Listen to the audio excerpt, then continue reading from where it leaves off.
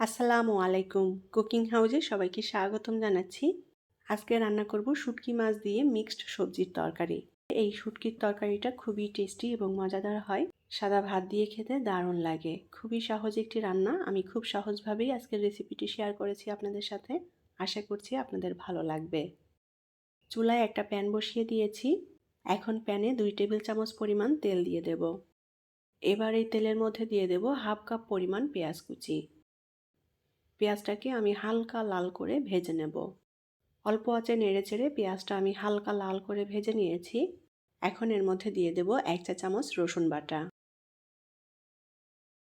একটুখানি পানি দিয়ে দেব যাতে পেঁয়াজটা পুড়ে না যায়।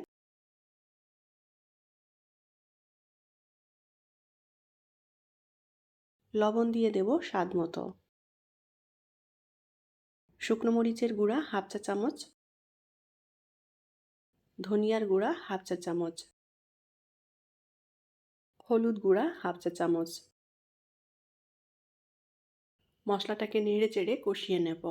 এই রান্নাতে আমি কোনো জিরা ব্যবহার করছি না, চাইলে এখানে জিরা অ্যাড করা যাবে। এই মশলাটা ভালোভাবে কষিয়ে নিতে হবে। এখন এর মধ্যে দিয়ে দেব কাঁচামরিচ। কাঁচামরিচগুলো একটু ছোট টুকরো করে কেটে নিয়েছি।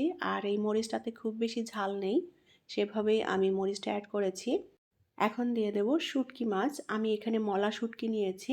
মাছগুলো আমি খুব ভালোভাবে ধুয়ে পরিষ্কার করে নিয়েছি।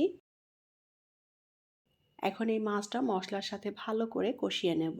মলা শুটকির পরিবর্তে এখানে অন্য যে কোনো শুটকি মাছ দিয়ে রান্না করে নেওয়া যাবে এই তরকারিটা।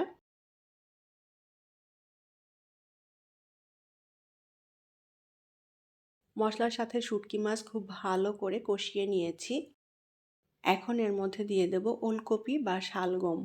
আমি এখানে 3টা ওলকপি নিয়েছি, আর ওলকপিটা আমি এরকম লম্বা চিকন করে কেটে নিয়েছি। এবার এর মধ্যে দিয়ে দেব আলু এবং সিম। আমি এখানে 2টা মিডিয়াম সাইজের আলু নিয়েছি। আলুটাও আমি লম্বা চিকন করে কেটে নিয়েছি। আর সাথে নিয়েছি কয়েকটা সিম। সিমগুলো আমি 2 টুকরো করে কেটে নিয়েছি। সব সবজি আমি খুব ভালোভাবে ধুয়ে পরিষ্কার করে নিয়েছি। এখন সব কিছু একত্রে নেড়েচেড়ে মিলিয়ে নিয়ে রান্না করে নেব। চুলার আঁচ অল্প করে দিয়ে এখন সবজিটাও কষিয়ে নিতে হবে মশলার সাথে। এখানে আমি ওলকপি, আলু এবং শিম দিয়ে রান্না করছি। এগুলো বাদ দিয়ে যার যার পছন্দ মতো সবজি দিয়ে এই শুটকির তরকারিটা রান্না করে নেওয়া যাবে। ওলকপি দিয়ে শুটকি মাছের এই তরকারিটা খেতে খুবই টেস্টি হয়। অল্প আঁচে আমি সুন্দর করে সবজিটা কষিয়ে নিয়েছি শুটকির সাথে। এখন এর মধ্যে পরিমাণ মতো পানি দিয়ে দেব, সবজিগুলো যাতে ভালো মতো সেদ্ধ হয়ে যায়। একদম মাখো মাখো করে রান্না করব সবজিটা। শুটকি মাছ দিয়ে সবজিটা মাখো মাখো করে রান্না করলে বেশি টেস্টি হয়। মিডিয়াম আঁচে এখন তরকারিটা রান্না করে নেব। সেদ্ধ হওয়ার জন্য যে পানিটা দিয়েছিলাম, পানি অনেকটাই টেনে এসেছে আর সবজিগুলোও সেদ্ধ হয়ে গিয়েছে। যে ঝোলের পানি আছে এই পানিটা আমি আর একটু টানিয়ে একদম মাখো মাখো করে নেব। মাখো মাখো করলে এই শুটকি মাছের তরকারিটা খেতে খুবই ভালো লাগবে। সুন্দর করে নেড়ে চেড়ে দিতে হবে যেন সবজিটা মজে যায়। খুব ভালো করে নেড়েচেড়ে দিয়ে শুটকির তরকারি রান্না করে নিয়েছি। একদম মাখো মাখো হয়ে গিয়েছে। এখন তরকারিটা নামিয়ে নিয়ে পরিবেশন করব। শুটকি মাছের এই তরকারিটা সাদা ভাত দিয়ে খেতে জাস্ট অসাধারণ।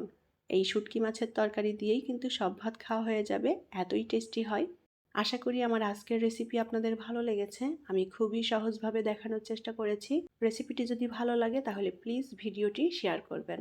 পরবর্তী রেসিপি দেখার আমন্ত্রণ জানিয়ে বিদায় নিচ্ছি। আল্লাহ হাফেজ।